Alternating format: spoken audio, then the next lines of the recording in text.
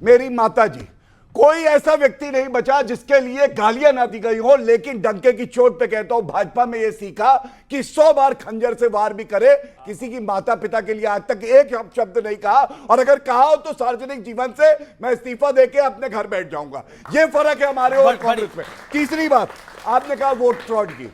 मैं सतीश जी आपसे एक बात पूछना चाहता हूं। हम लोग अपनी बात कहेंगे, ये अपनी बात कहेंगे, और आइडियल ये है इलेक्शन कमीशन ऑफ इंडिया पे सबका विश्वास होना चाहिए, लेकिन मान लीजिए नहीं है, सुप्रीम कोर्ट में तो विश्वास होना चाहिए ना, सुप्रीम कोर्ट में बिल्कुल होना चाहिए। अगर सुप्रीम कोर्ट में मामला लंबित है और राहुल गांधी उसके बाद प्रदर्शन कर रहे हैं और रोक नहीं लग रही, उसके बाद गलत कह रहे हैं इलेक्शन कमीशन ऑफ इंडिया को, मैं समझता हूं इससे ज्यादा संविधान को कोई नहीं कर रहा है। जवाब देने का मौका बिल्कुल मिलेगा आपको सतीश जी। मैं एक स्वतंत्र व्यक्ति हूं, मैं एक स्वतंत्र व्यक्ति हूं। जिस तरह से चुनाव आयोग और चुनाव आयोग के लिए भारतीय जनता पार्टी ने इतने ताबड़तोड़ चौके छक्के मारे, उससे सवाल पैदा होता है। एक मिनट बीच में नहीं, सुन लीजिए मेरी बात। कौन सा? ये उन्होंने कोई बहुत अच्छा जवाब जो चुनाव आयोग ने प्रेस कॉन्फ्रेंस किया वो नहीं दिया, और आप लोग इस चीज से क्यों डर गए कि संसद में चर्चा नहीं होनी चाहिए? मैं कहता हूं कि प्रधानमंत्री को राष्ट्रीय टेलीविजन पर आना चाहिए, देश के नाम संदेश देना चाहिए कि सब कुछ स्वच्छ है। किस बात का संदेश देना चाहिए प्रधानमंत्री को? मैं कह रहा हूं कि चुनाव को लेकर एक बात बताइए विवेक ना आपसे, वोट को लेकर, अरे भाई आ रहा हूं, अभी तुम्हें आ रहा हूं, अरे वोट अभी तुम्हें आ रहा हूं, विवेक को ले रहा हूं 10 सेकंड के लिए। विवेक एक सवाल है मेरा, एक सेकंड, ऑडियोज डाउन। एक विवेक एक बात बताइए, अभी रिसेंटली वाइस प्रेसिडेंट इलेक्शन था, हाँ या ना? हाँ था। एक रैपिड फायर राउंड करेंगे आपके साथ। वाइस प्रेसिडेंट चुनाव था, हाँ या ना? हाँ था। इंडिया गठबंधन को वोट कम आए, हाँ या ना? हाँ वोट कमाए हमारे, वोट कमाए। अच्छा, राहुल गांधी कहां थे? छुट्टी पे थे, हाँ या ना? हाँ हॉलिडे पे थे, हॉलिडे पे थे। अच्छा एक बार बताइए, यहां पर चुनाव था, वो 4 दिन छुट्टी मना रहे थे और चुनाव हार गए। चुनाव में मतलब जो एस्टिमेटेड वोट था उससे भी कम आया। अब फिर बोलेंगे वोट चोरी हो गया, वोट चोरी हो गया, वोट चोरी हो गया। देखिए, जो बच्चा मेहनत ही नहीं कर रहा, आप कह रहे हैं वो पास क्यों नहीं हो रहा है? मेरा प्रश्न आपसे यह है सर कि जब कोई मेहनत नहीं कर रहा, वो छुट्टी पे है, नरेंद्र मोदी काम पर है, और बीजेपी ने, उनको पता था वो जीत रहे हैं, लेकिन अपनी जीत का मार्जिन बनाने के लिए 3 दिन का एक कार्यक्रम करा, और प्रधानमंत्री स्वयं उसमें बैठे, गृह मंत्री खुद बैठे। आप बताइए क्यों नहीं बैठे राहुल गांधी, और क्यों नहीं करा आप लोगों ने? और फिर आप बोलते हैं कि वोट चोरी हो रहा है, वोट चोरी हो रहा है। तो सर जनता को आपने क्या समझ रखा है? ये जनता बेवकूफ नहीं है। नहीं, देखिए सुनिए, बिल्कुल आप सही कह रहे हैं, राहुल गांधी जी होते तो और अच्छा होता, लेकिन पार्टी प्रेसिडेंट मल्लिकार्जुन खड़गे हैं। आप कम से कम पार्टी के हायरार्की को तो समझिए। अभी आप अगर मल्लिकार्जुन खड़गे जी ना होते, गांधी फैमिली में से कोई होता, अगर भाई गांधी फैमिली में से कोई प्रेसिडेंट होता तो हल्ला मचाते। हमारे विपक्ष के दोस्त यहाँ पे बैठे हैं, Gandhi family, Gandhi family, Gandhi family, Congress को छोड़ती नहीं है, नया कोई अध्यक्ष नहीं, नीचे का आदमी ऊपर नहीं आता। जब एक दलित को प्रेसिडेंट बनाया है और वो संचालन कर रहा है, तो अब आपने खुद माना, अभी आपने खुद माना कि राहुल जी रहते तो अच्छा रहता। बिल्कुल, मैं उनकी लीडरशिप को मानता हूं। I think he is a very good leader. वो रहते तो अच्छा रहता। अभी बुरा हुआ है ना, अभी बुरा हुआ है ना। नहीं, बिल्कुल, अब होते तो और अच्छा होता। ओके, एक बात बताइए, राहुल जी 4 दिन के लिए बाहर गए, जिसको लेकर बड़ा विषय बन गया। सीआरपीएफ ने भी अपनी डिटेल दी, मैं उन सब डिटेल्स में नहीं आना चाहता, किसी का पर्सनल रीजन हो सकता है कहीं भी जाने का। मेरा स्पष्ट सवाल यह है कि आपको नहीं लगता कि अगर मेहनत नहीं करेंगे तो रिजल्ट कहां से आएगा? यानी जनता तो वही 240 अगर बीजेपी की आई तो बीजेपी ने उसके बाद मेहनत करी, आपकी 99 आई, तो आप भी तो मानते हैं ना कि कांग्रेस की काबिलियत थी, कांग्रेस अपना मैसेज पहुंचाने में कामयाब रही, इसलिए उसने 40-50 सीटों का लोकसभा में इजाफा करा। मतलब बीते 2 दशक में कांग्रेस की अच्छी परफॉर्मेंस है 99 सीटों वाली, फिर भी आप ये बात कह रहे हैं कि वोट चोरी हो रही है, वोट चोरी हो रही है, और मेहनत करते नहीं है। ये एक प्रश्न आया है, और वो खुद कह रहे हैं कि अगर होते तो अच्छा होता। आपका नाम क्या है व्हाइट शर्ट में? पीयूष, आप 4 दिन के लिए अगर यात्रा पर गए कहीं और घर में आपके चोरी हो गई, डाका हो गया, तो अमीश देवगन जी कहेंगे पीयूष 4 दिन के लिए बाहर क्यों गया, तेरी जिम्मेदारी है, तेरे को बिहाइंड दी बार्स कर देना चाहिए। अरे चोर को पकड़िए ना साहब। राहुल गांधी यही तो कह रहे हैं। जब पहली बार हम चुनाव आयुक्त से मिलने गए, सारे दल 11 दल इकट्ठे होकर क्या कहा आप जानते हैं? जब एसआईआर की प्रक्रिया प्रारंभ नहीं हुई थी, जब चुनाव आयुक्त ने कहा कि 20% तो वोट कटेंगे ही कटेंगे, इनको चिंता क्यों नहीं हुई? इनको चिंता नहीं सताती थी क्योंकि इनकी साठगांठ थी। उसके बाद क्या हुआ? एक के बाद एक सुप्रीम कोर्ट ने 3 बार कहा इलेक्शन कमीशन को कि आप आधार को जो 11 डॉक्यूमेंट है उसके अलावा दस्तावेज मानिए। इन्होंने बीएलओ को नोटिस इशू कर दिए कि तुम्हारे खिलाफ एक्शन होगा अगर आधार को कंसीडर कर लिया। क्यों कर लिया? क्या दाल में काला था? 65 लाख वोट कटे, इनको चिंता नहीं हुई, ये चुनाव आयोग के समर्थन में खड़े हो गए। ये दाल में काला नहीं, पूरी दाल काली है। मेरा सरकार गौरव भाटिया जी से है, इन्होंने जो देश की संसदीय प्रणाली है उसका इतना नुकसान किया है। आज देश में एक भी बिल 3-3 मिनट में बिल पास होते हैं और सांप्रदायिकता इतनी बढ़ गई है। वक्फ जैसे बिल पास होते हैं, यूनिफॉर्म सिविल कोड जैसे बिल पास होते हैं, संसद के अंदर सीए और एनआरसी जैसे कानून पास होते हैं। और वर्तमान में 4 दिन पहले की बात है, 1 हफ्ते पहले की बात है, दिल्ली हाई कोर्ट में 5 साल हो गए उमर खालिद, गुलफिशा फातिमा, मीरान हैदर को जेल में गए हुए और 5 साल बाद तक उसकी बेल की पिटीशन को अप्रूव नहीं की गई। इससे कितना बड़ा सबूत चाहिए कि लोकतंत्र कोर्ट ने नहीं करा ना अप्रूव। कोर्ट ने नहीं करा। हाँ तो कोर्ट ने तो नहीं करेगा। नहीं तो लोग कोर्ट को तो मानेंगे। एक मिनट मैं उत्तर देता हूं ना भाई की बात का। हाँ, भाई ने इतनी अच्छी बात बोली है, मैं वो उत्तर देता हूं। हाँ बोलिए। इन्होंने कहा सांप्रदायिक बिल पास हो गए हैं यूसीसी।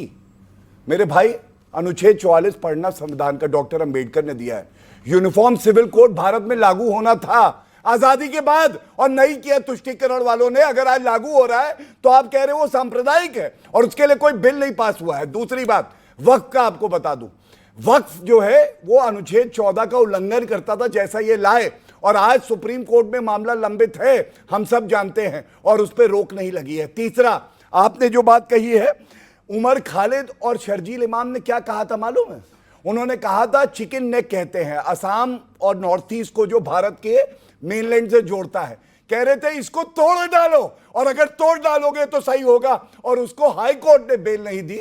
इसका मतलब आपकी आस्था ना हाई कोर्ट में है, क्या ना आपकी आस्था सुप्रीम हाई कोर्ट कोर्ट में नहीं है? और आप यहाँ सवाल उठा रहे हैं। क्या है दिल्ली हाई कोर्ट पे बहुत ही व्यक्तिगत तरीके से जस्टिस मुरलीधर ये गलत बात है। जज का नाम नहीं होता। जस्टिस मुरलीधर ने इस पे बहुत बड़ी प्रेस कॉन्फ्रेंस जज से क्या मतलब है? की। जवाब तो देने दीजिए। ये कैसे जस्टिस का आप नाम ले ये सकते गलत हैं? बात है। This is wrong। Delhi high court के उन्होंने पर्सनल खुंदक निकाली ये आपके। सब गलत कराना चाहते हैं। जस्टिस मैं इसकी रिस्पॉन्सिबिलिटी नहीं लेता कि जज का नाम लेके कहे कि ये गलत। क्या कह रहे हो? जस्टिस आप जस्टिस हाई कोर्ट की बात करिए। आप देखिए हाई कोर्ट की बात एक सेकंड आप हाई कोर्ट की बात करिए। हाई कोर्ट नहीं, बोलिए, एक सेकंड, मैं उत्तर नहीं ये बोल रहे हैं किसी को कि जस्टिस ने अपनी पर्सनल खुंदक निकाली है। तो ये इसको तरीका कैसे है कर बात सकते करने हैं? का। नहीं कैसे बोल सकते हैं भाई? कमाल की बात कर रहे हैं लोग। नहीं, थोड़ी है डायरी भूल जाएगा कोई आदमी। नहीं आप क्या बात कर रहे हैं? Let him speak. नहीं क्या आप चाहते हैं? बोलने दे रहा हूं, लेकिन ओके आप बोलिए। एक मिनट, ये अपनी बात पूरी आज करता का है। विषय लोकतंत्र है कि लोकतंत्र कितना मजबूत है। इस सरकार आपको नहीं लगता लोकतंत्र मजबूत है? इस सरकार ने लोकतंत्र का जितना नुकसान किया है, आगे आने वाली कारण दो चीजें बताइए। दो चीजें बताइए। लोकतंत्र के पास ना कलम की ताकत होती है ना तलवार की ताकत होती है। लोकतंत्र के पास जो ताकत होती है वो है जनता के विश्वास की। आज जो चुनाव तो जीत रहे हैं। यही बहुसंख्यकवाद यही तो है पूरे देश में जो मेजॉरिटेरियन पॉलिटिक्स को ये लेके आ रहे हैं, जहां पे हर गलत फैसले का जो जस्टिफिकेशन है वो ये है। बहुसंख्यकवाद आपकी परिभाषा क्या है बहुसंख्यकवाद की? बिल्कुल सही। बहुसंख्यकवाद की परिभाषा है कि इन्होंने इस राष्ट्र में धर्म के आधार पे एक बहुसंख्यक प्रणाली में कैसे करा? क्या धर्म के आधार पे किया है? बताइए क्या? अरे नहीं एक सेकंड, आज हो जाए संवाद। क्या धर्म के आधार पे किया? बताते हैं।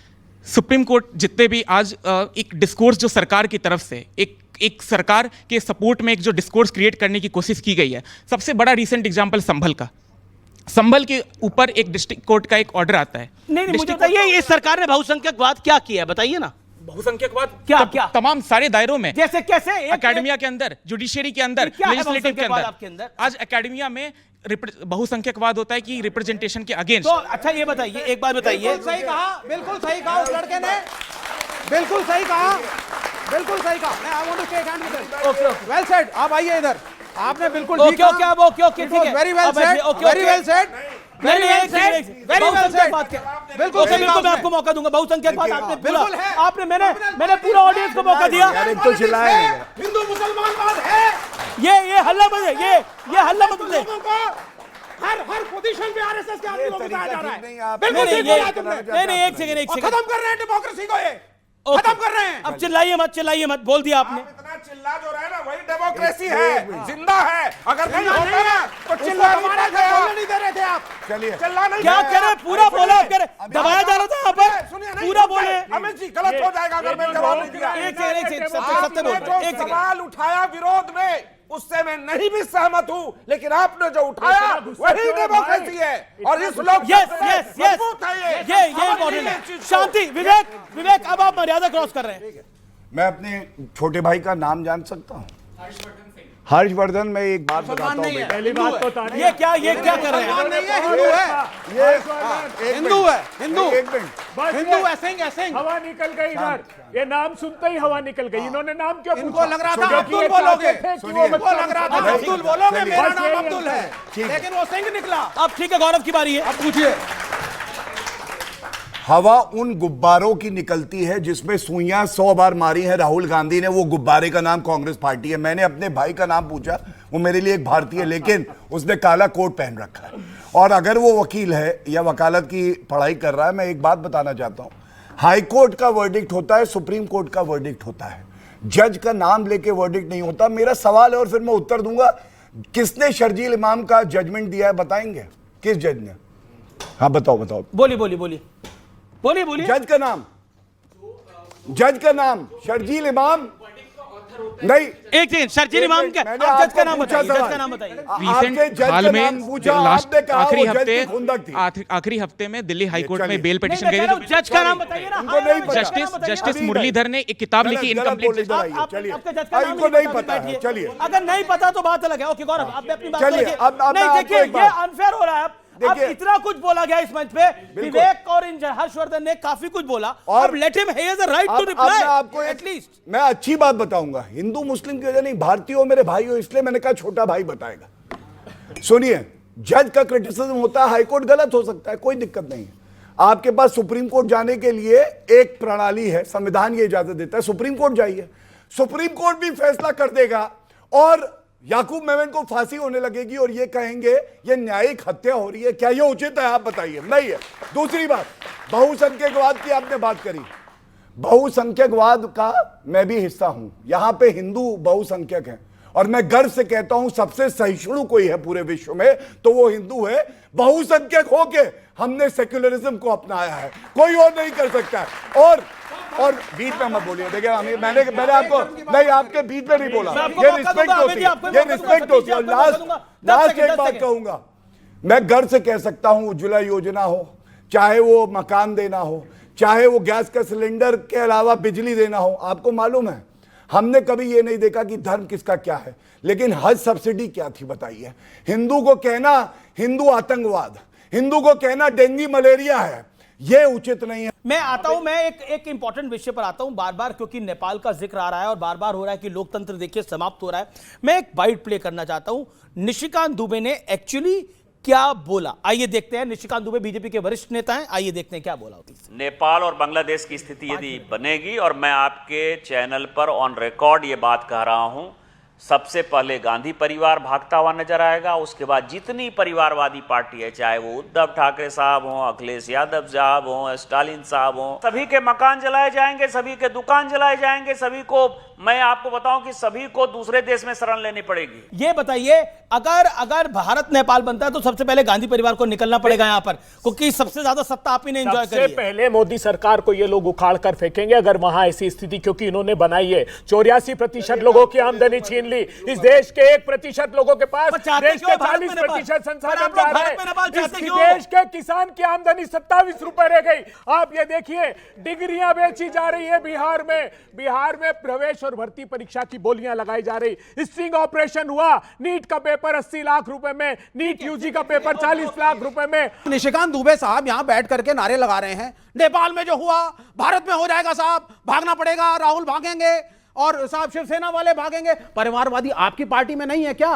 निशिकांत दुबे जी को नहीं मालूम? कितने गिनाऊं? कितने गिनाऊं? अनुराग ठाकुर किसके बेटे हैं?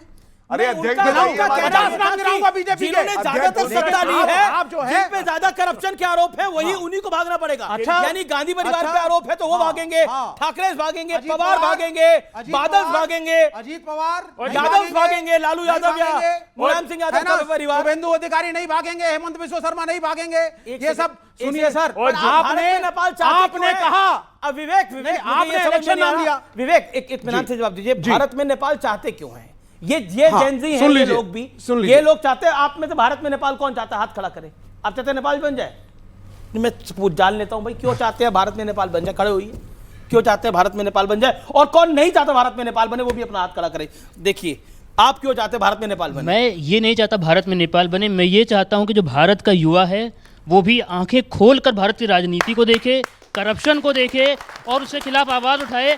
व्हाट्सएप यूनिवर्सिटी से ग्रेजुएट ना हो, अच्छे कॉलेजेस से ग्रेजुएट हो, किताबें पढ़े इंस्टेड ऑफ व्हाट्सएप फॉरवर्ड। तो आप ज्ञान दे रहे हैं कि किताबें पढ़े। सर ज्ञान ही तो नहीं है इनके पास, जो अगर ज्ञान होता तो ये भी खड़े होते। उनके पास तो है ना सर, उनके पास तो है ना सर। अच्छा। वो शायरियां सुना सुना के तालियां बटा, लॉजिकल बात कर लो। एक आदमी पूरे बिहार इलेक्शन में नहीं कह रहा है कि हम जॉब दिलवाएंगे। कोई मोदी की माँ की बात कर रहा है, कोई किसी की बुआ की बात कर रहा है। जॉब्स कहाँ है बिहार में? सबसे ज्यादा अनएम्प्लॉयमेंट महाराष्ट्र जा रहे हैं, वहां से भगाए जा रहे हैं, हरियाणा जाते हैं वहां से भगाए जा रहे हैं, पंजाब जा रहे हैं वहां से भगाए जा रहे हैं। बिहारियों के लिए बात कौन कर रहा है? कोई नहीं। मोदी, सुनिए, जब मोदी जी की माँ की डेथ हुई थी तब कर्नाटक में भाषण दे रहे थे, तब आप लोग बड़ी तारीफ करते, अरे वाह मोदी जी कितने अच्छे हैं, देश के लिए सोच रहे हैं, कर्नाटक में हैं, माँ की मृत्यु पे भी नहीं गए। और अब वो अपनी माँ का वो श्राद्ध करने पहुंचे हैं, तो भी आप लोग कितने अच्छे हैं मोदी जी, माँ का श्राद्ध करने। जब बिहार में इलेक्शन तभी श्राद्ध की याद आ रही है क्या? जब माँ की मृत्यु से छोटा भाई वहां श्राद्ध करने गया था। पितृपक्ष अभी चल रहा है, ये पितृपक्ष चल रहा है, तो पितृपक्ष पे ही बिल्कुल मैं आपको मौका दूंगा, लेकिन मैं चाहता हूं ऑडियंस से कोई इनको जवाब दे। कौन देना चाहता है, जो खड़ा होकर जवाब देना चाहता है ऑडियंस में से? क्या जवाब देना चाहते हैं? मैं इनको ये बोलना चाहूंगा कि नेपाल, अगर नेपाल कैसे बनेगा? आपने श्रीलंका में देखा, आपने बांग्लादेश में देखा, वो वैसा नहीं हो गया। जिंजी ऐसे नहीं बन जाता। सोशल मीडिया बैन हो रहा है, उसके पीछे कुछ और रीजन है। जो बोल रहे हैं लोकतंत्र, जो उन्होंने बोला कि माँ का श्राद्ध पितृ में ही होता है, उसकी पितृपक्ष में ही होता है, इसीलिए वहां पे गया है। ये नहीं कि आप माँ मर गई है इसकी वजह से आप भाषण छोड़ के वहां पे नहीं आ सकते ना। जी। ओके, आप क्या बोलना चाहते हैं? बोल दीजिए खड़े होके। बस एक लाइन कि विरोध होना चाहिए, विद्रोह नहीं। विरोध होना चाहिए, विद्रोह नहीं। बहुत इंपॉर्टेंट लाइन बोली है। ओके, विवेक मैं आपकी बताऊंगा सत्यप्रकाश मिश्रा। मैं एक सेकंड, सत्यप्रकाश मिश्रा और सतीश के सिंह। आपकी एक लाइन थी, आपने कहा साहब इलेक्शन जीतते चले आ रहे हैं, लोगों का प्रेम इनके साथ है। इलेक्शन तो नेपाल में भी जीत रहे थे ना, लेकिन अगर आप वॉइस ऑफ डिसेंट को दबाएंगे, प्रोटेस्ट नहीं होने देंगे, युवाओं को प्रश्न नहीं पूछने देंगे, ऑपोजिशन को साइड में बैठो, पूछ तो रही है। ओके गौरव भाटिया, मैं आपका रुख करता हूं। Okay, make your point. Thank you. देखिए, राहुल गांधी के विदेश जाने को विषय क्यों बनाते हैं? वो पर्सनल ट्रिप पे गए, आपको क्या प्रॉब्लम है? मैं इतना जरूर कहूंगा, मुझे फर्क नहीं पड़ता। देखिए, राहुल गांधी की जिंदगी का मकसद केवल एक है, कांग्रेस को नष्ट कर देना, और वो कर देंगे। इन्होंने सवाल कर दिया कि मोदी जी बाहर क्यों जाते हैं। मोदी जी देश के प्रधानमंत्री हैं, विदेश नीति संविधान पढ़े अगर राहुल गांधी, तो वो सेंटर का सब्जेक्ट है। फिर बीच में बोल आउटकम बताइए ना। क्या मुंह का बवासीर हो गया है क्या कर रहे हैं ना भाई? क्या हो गया? देखो क्या अच्छा नहीं लगता भाई, क्या संस्कार है? बड़ी बात कर रहे हैं। जब आप इस तरह से हरकत करोगे तो आपको इज्जत कौन देगा? ये संस्कार आपको कौन इज्जत देगा? बताइए। पार्टी के लोग। सुनिए, शांति। देखिए, मोदी जी विदेश क्यों जाते हैं? ये सवाल हुआ। बच्चियां भी बैठी है, ऐसे शब्द तो कम से कम आप मत बताइए मोदी जी की माता जी के बारे में। तो आप जब गलत बोला गया तो मुंह में दही जम गई। आप अमित भाई, मैं इस तरह से चर्चा नहीं कर पाऊंगा। इनका आपको स्तर बचा नहीं है, ये जमीन के अंदर है, ये दफन हो चुके हैं। मैं बता रहा हूं, इनका कुछ नहीं हो सकता। जब मोदी जी विदेश जाते हैं तो रूस से S-400 लाए थे, सुरक्षा कवच बना। इजराइल से हमने वहां मिसाइल लिए हैं, हमने अमेरिका से अपाचे चिनूक लिए, फ्रांस से रफेल लिए, और ये 10 साल कमीशन खोरी करते रहे। एक रफेल नहीं ला पाए। इतने बड़े दलाल परिवार के प्रवक्ता हैं, इतने बड़े दलाल परिवार। अमेरिका नरेंद्र सरेंडर, फिर भी हो गया नरेंद्र सरेंडर। पाकिस्तान को घुस कर ठोका उस व्यक्ति का नाम है मोदी। आपको लगती है हम वहां भी लाए, यही सब करके विवेक और कांग्रेस में आपको कह रहा हूं, यही सब करके आप नरेंद्र मोदी को जितवा रहे हैं। आपका फिलहाल बहुत बहुत धन्यवाद। आप तमाम लोगों के लिए बहुत बहुत धन्यवाद। फिलहाल इतना ही, नमस्कार।